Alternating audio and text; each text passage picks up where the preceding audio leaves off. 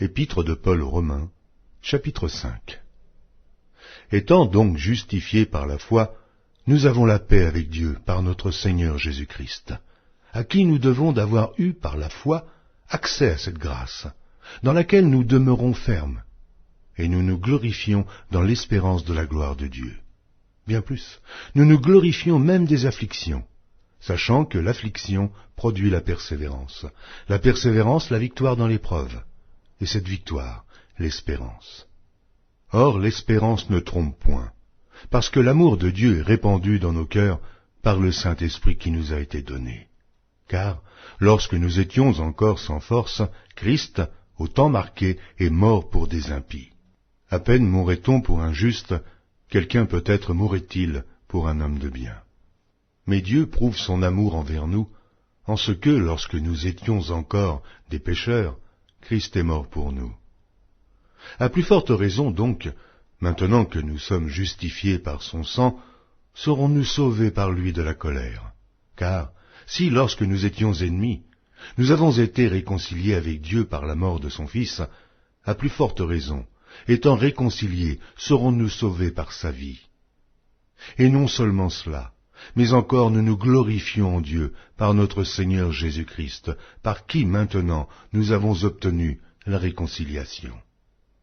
C'est pourquoi, comme par un seul homme le péché est entré dans le monde, et par le péché la mort, et qu'ainsi la mort s'est étendue sur tous les hommes, parce que tous ont péché. Car jusqu'à la loi le péché était dans le monde. Or le péché n'est pas imputé quand il n'y a point de loi. Cependant la mort a régné depuis Adam jusqu'à Moïse, même sur ceux qui n'avaient pas péché par une transgression semblable à celle d'Adam, lequel est la figure de celui qui devait venir. Mais il n'en est pas du don gratuit comme de l'offense, car si par l'offense d'un seul, il en est beaucoup qui sont morts, à plus forte raison, la grâce de Dieu et le don de la grâce venant d'un seul homme, Jésus-Christ, ont-ils été abondamment répandus sur beaucoup.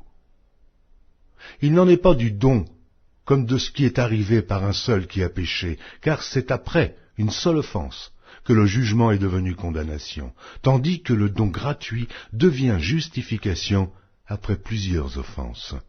Si par l'offense d'un seul, la mort a régné par lui, à plus forte raison, ceux qui reçoivent l'abondance de la grâce et du don de la justice régneront-ils dans la vie par Jésus-Christ, lui seul.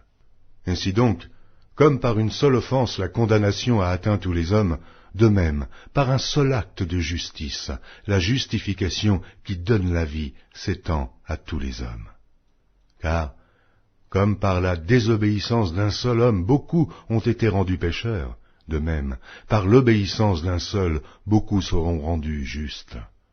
Or, la loi est intervenue pour que l'offense abondât, mais là où le péché a abondé, la grâce a surabondé, afin que, comme le péché a régné par la mort, ainsi la grâce régna par la justice, pour la vie éternelle, par Jésus-Christ notre Seigneur.